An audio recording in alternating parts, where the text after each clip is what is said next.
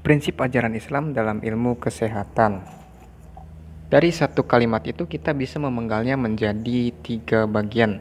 Yang pertama ajaran Islam, yang kedua adalah ilmu, dan yang ketiga adalah kesehatan. Ajaran Islam berarti erat hubungannya dengan Al-Quran dan As-Sunnah. Kemudian ilmu. Diriwayatkan oleh Imam At-Tirmizi, man haraja fi thalabul ilmi bahwa fisabilillah yarji'a. Barang siapa keluar untuk mencari ilmu, maka ia berada di jalan Allah hingga ia pulang.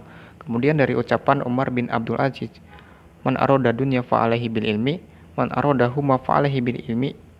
Maaf, saya ulang.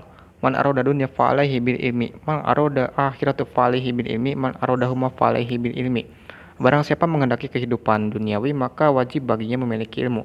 Barang siapa menghendaki kehidupan ukhrawi, maka wajib baginya memiliki ilmu. Dan barang siapa menghendaki keduanya, maka wajib baginya memiliki ilmu. Kemudian yang ketiga adalah kesehatan.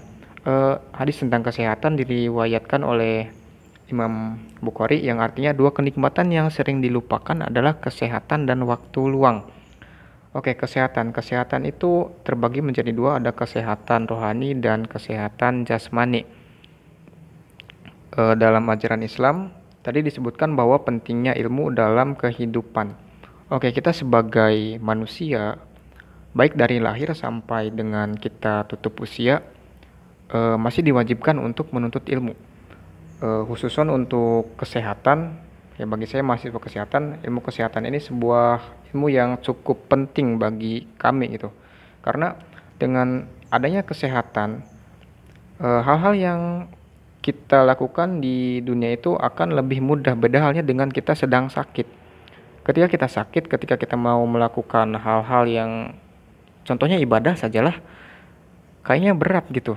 Yang bersyukurlah bagi kita yang senantiasa diberi kesehatan.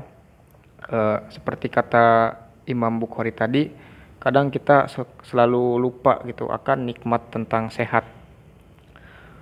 Oke, kesehatan tadi tuh ada rohani dan jasmani. Oke, kesehatan jasmani sudah umum gitu ya, udah pada tahu apa saja pentingnya, kemudian penyakit-penyakit yang terjadi pada kesehatan jasmani. Oke, saya akan hubungkan dengan remaja. Biasanya remaja itu rentan tentang kesehatan rohani gitu. Kesehatan rohani itu mencakup mental, jiwa, dan hati. Pada remaja itu adalah masa-masa saat dia merasa masa-masa sulit. Karena pada remaja itu banyak sekali merasakan hal-hal atau permasalahan-permasalahan yang sebenarnya mereka merasa tidak mampu, padahal mereka bisa melewatinya gitu. Yaitu saya katakan bahwa masa remaja adalah yang cukup sulit ya. Karena saya belum dewasa, saya belum merasakan hal-hal yang permasalahan pada saat dewasa. Kemudian untuk mengatasi kesehatan rohani tadi, para remaja itu biasanya mencakup pengobatannya itu dengan satu kata, kata yang sudah sering kita dengar, kata yang tidak umum lagi bagi kita, yaitu healing.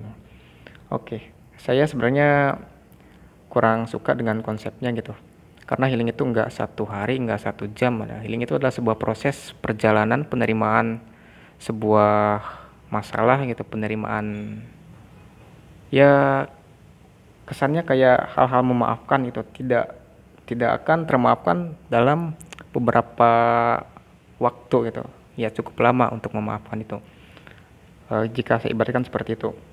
Kemudian kita sangkutkan dengan Al-Quran ya, di dalam surat Al-Baqarah ayat 186, jika ada yang dan apabila hamba-hambaku bertanya kepada Muhammad tentang aku, maka jawablah, sesungguhnya aku adalah dekat.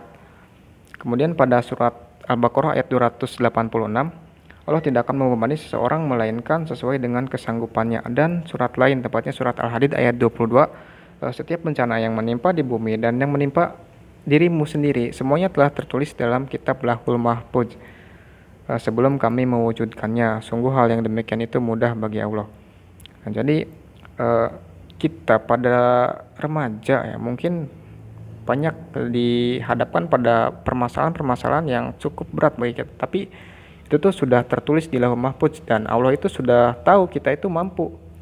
Seperti yang tadi saya sebutkan dalam surat Al-Hadid ayat 22 dan surat Al-Baqarah 281 dan surat Al-Baqarah 186 itu adalah sebuah solusi di mana kita harus tetap mengingat Allah gitu.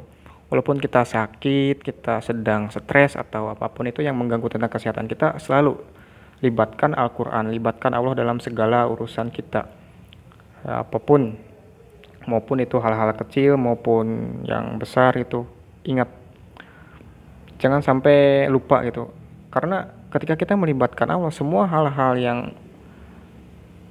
yang kita rasa kita tidak akan bisa melewatinya, ya kita pasti bisa gitu.